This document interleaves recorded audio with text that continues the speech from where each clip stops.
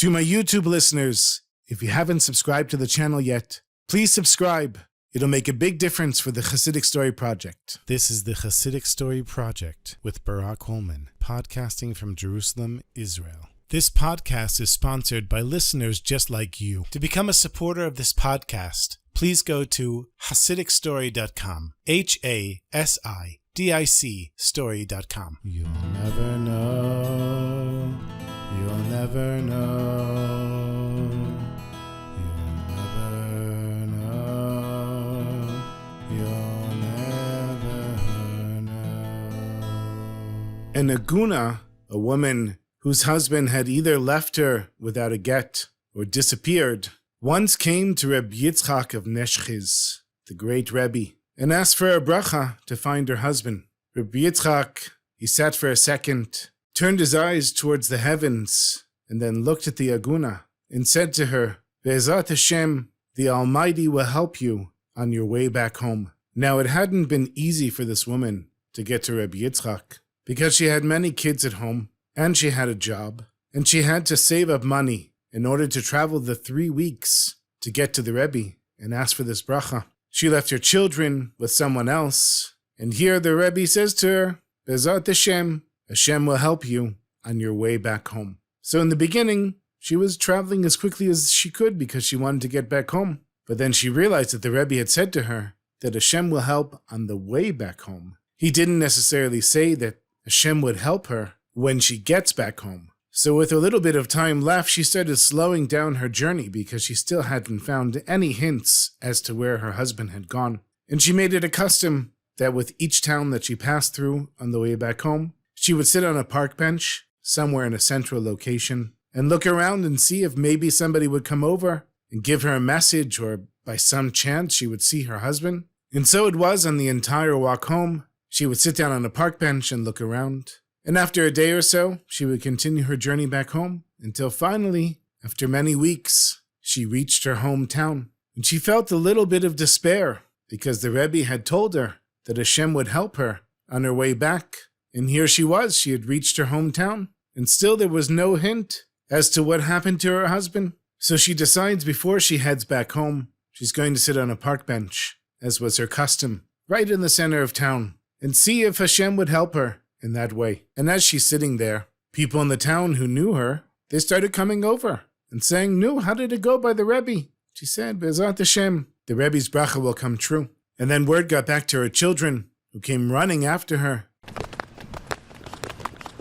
Mama, Mama. They were so happy that she was home.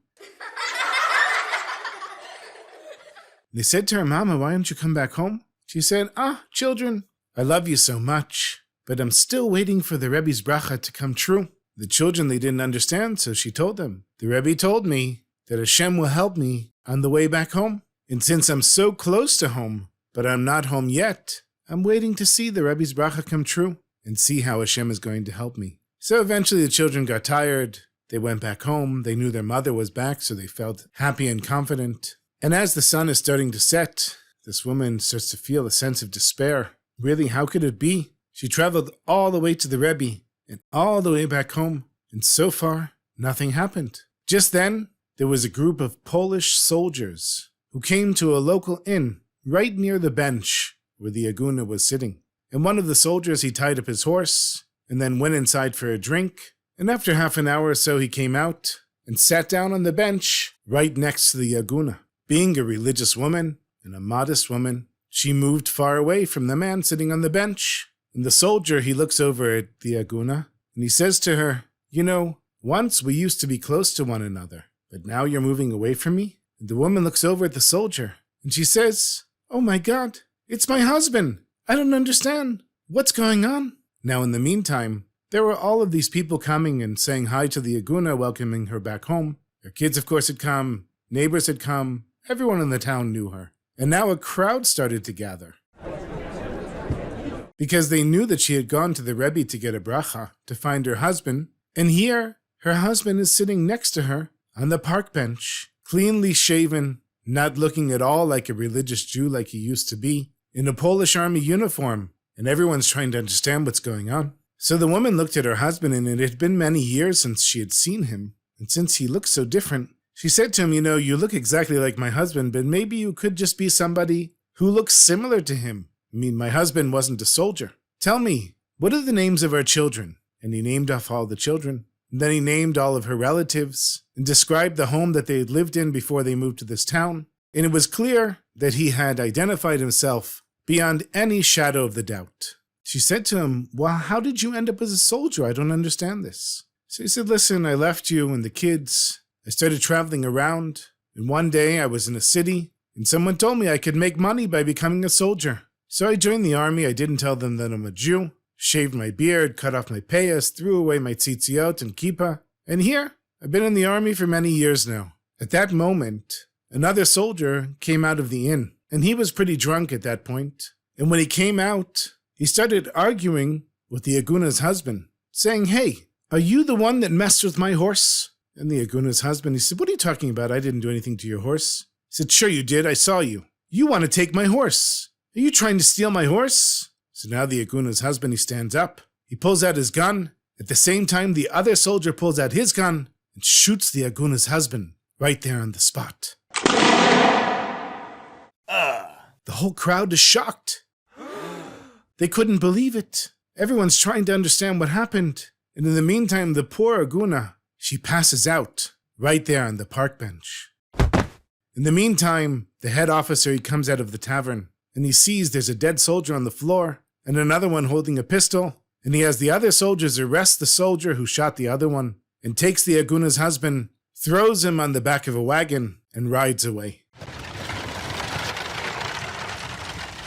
The Aguna, in the meantime, had woken up, and she's looking around, and the crowd is around her, and she said, what? I don't understand what just happened. What happened? So somebody in the crowd said, listen, you have a whole crowd of witnesses here who saw your husband, and he identified himself beyond any shadow of the doubt. And now we know he's dead, so you can be released from being an Aguna, and you can get remarried now. Come, let's go to the Beit Din and get this declared. So a group of men head over to the Beit Din with the Aguna. They give over their testimony, and the Beit Din gives her a document that she's released from her marriage, since her husband had been identified, and he was now dead. And even though the woman still had questions about her husband, she hadn't seen him in a long time. It wasn't like there was any love between them at that point. She really just wanted to get a divorce, or somehow be able to get remarried. And here, miraculously, just like the Rebbe had promised her, it happened.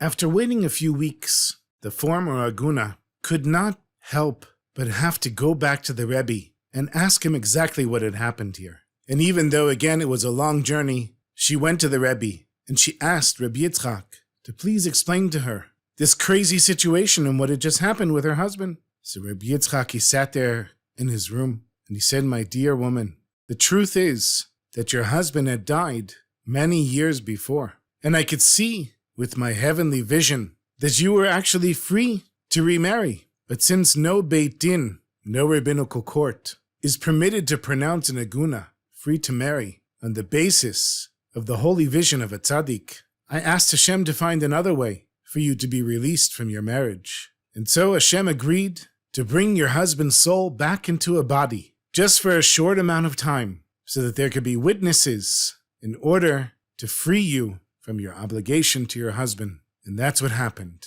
And just like I told you, Hashem would help on the way back home.